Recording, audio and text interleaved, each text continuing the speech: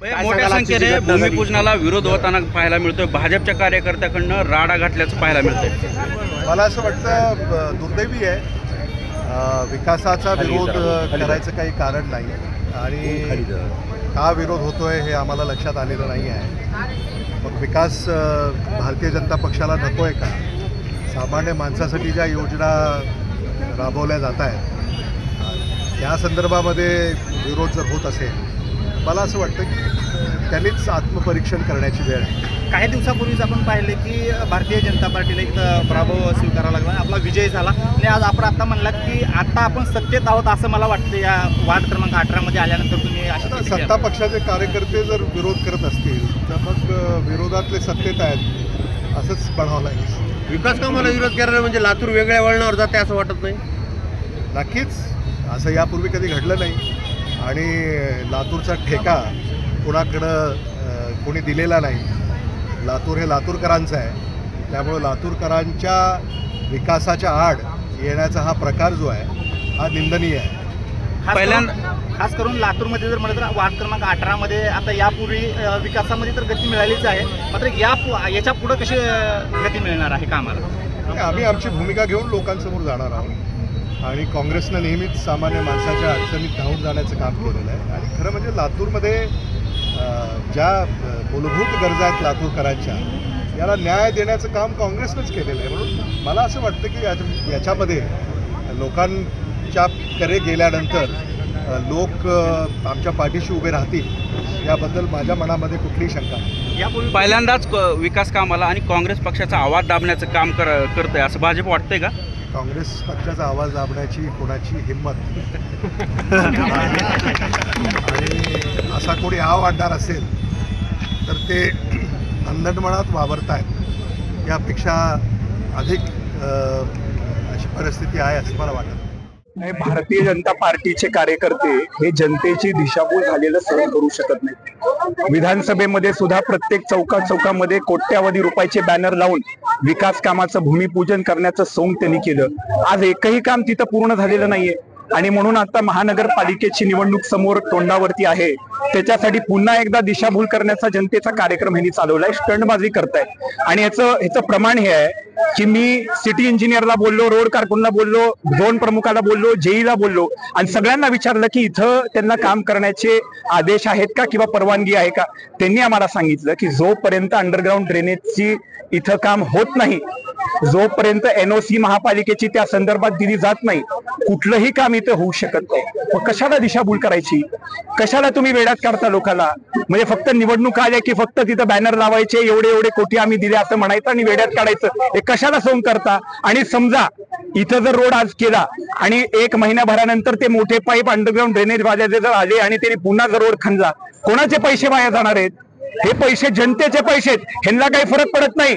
स्वर्गीय विलासरावजी देशमुख साहेबांच्या नावानं 10 वर्ष ती कमान लागली, तिथे अनेक लोक ऍक्सिडेंटनं मरून गेले। 70 लाख रुपये त्या कमानीचे खर्च करून नंतर त्यांनी त्यांचा मूड बदलला, त्यांनी ती कमान पाडून टाकली। ही संस्कृती आहे इथली। इथं आपल्या विभागीय क्रीडा संकुलाला 15 वर्ष लागतात, जिल्हा रुग्णालयाला 10 वर्ष लागतात, इथं नाट्यगृहाला 8 वर्ष लागतात, अजूनही हे काम पूर्णत्वच नाहीये आणि ह्यांनी भाषण ठोकतात तिथं विधानभवनामध्ये जसं काही तिथं बसल्यानंतरच आमच्या इथे सगळे कामं मार्गी लागणार आहेत। आणि मुंबईवरून जेव्हा वेळ मिळतो रविवारी इथं लातूर येण्याचा, येतात 10 ठिकाणी उगं काहीतरी सोंग करतात, नौटंकी करतात, तिथं दिशाभूल लोकांची करतात। हे कसं सहन होईल तुम्ही मला सांगा? जनतेला दिशाभूल करण्याचं काम जर ते करत असतील तर भारतीय जनता पार्टीचा सामान्य कार्यकर्ता शांत बसणार नाही, त्याला चोख असं उत्तर दिल्याशिवाय शांत बसणार नाही। विरोध केलाय काय म्हटलं? काय नेमका विरोध केलाय? आम्ही त्याचा निषेध व्यक्त करण्यासाठी त्यांच्यासोबत खरं तर आम्हाला संवाद साधायचा होता, पण आपण पाहिलेलं आहे संवाद तर कधीच होत नाही, कसल्या प्रश्नाचं उत्तर त्यांच्याकडून मिळत नाही, कुठल्या विषयावरती स्टेटमेंट आपल्याला मिळत नाही। आपण पाहिलं असेल की जेव्हा विभागीय क्रीडा संकुलाचा विषय चालू होता, एवढा मोठा प्रोजेक्ट जेव्हा लातूरला येणार होता, त्यांनी काय केलं? तिथं दत्तात्रय भरणे साहेबांची भेट घेतली आणि तो मुरुड अकोल्याला कसा हलवायचा ह्याच्या संदर्भात त्यांनी पत्र दिलं। जिल्हा रुग्णालया संदर्भात एक तरी पाठपुरावा झालाय का हो?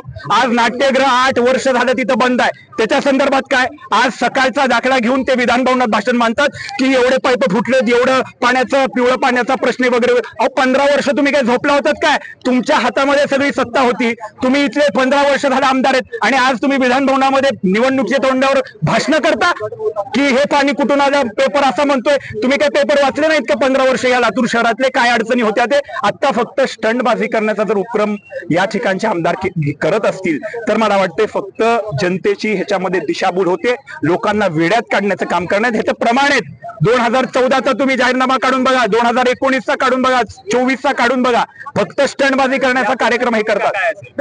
आमची भूमिका ही आहे की अशा पद्धतीचे अनधिकृत आणि स्टंटबाजी करणारे कार्यक्रम आपण बंद करावे. अधिकृतपणे महानगरपालिकेच्या प्रशासनाच्या माध्यमातून कार्यक्रम झाले पाहिजेत. हे का आपली प्रायव्हेट प्रॉपर्टी नाहीये, वाटलं तेव्हा बॅनर लावलं, वाटलं तेव्हा नारळ फोडले, असं प्रशासनाचं अपमान केल्यासारखं आहे, आपल्या प्रक्रियेचा अपमान केल्यासारखं आहे. कुठल्याच शासकीय माणसाला काही माहिती नाही, तुम्ही येता बॅनर लावता, तिथं नारळ फोडता आणि लोकांना वेड्यात काढता. अहो एवढे काम दोन महिन्यापूर्वी त्यांनी गाव भागामध्ये असेल, प्रभाग क्रमांक 11 मध्ये असेल, त्यांनी भूमिपूजन केले. कुठे आहेत ती कामं आज? फक्त स्टंटबाजीचा कार्यक्रम आहे. हे खपून घेणार आहेत का? पैसे कोणाचे वाया चाललेत? लोकांचे पैसे वाया चाललेत.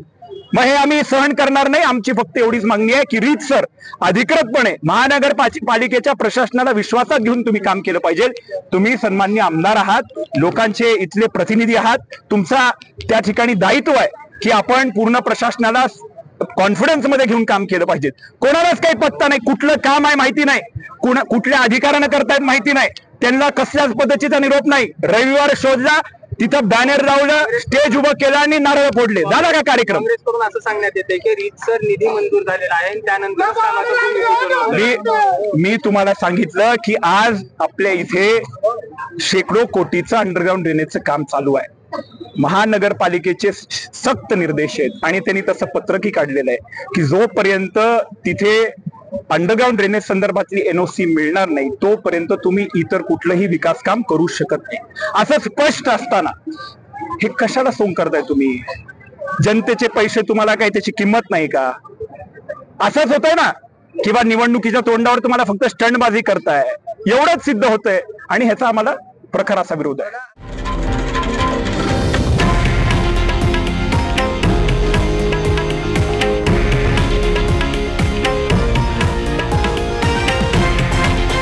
हे आहे देशातील नंबर 1 न्यूज नेटवर्क आणि आपण पाहत आहात TV9 मराठी, एकमेव.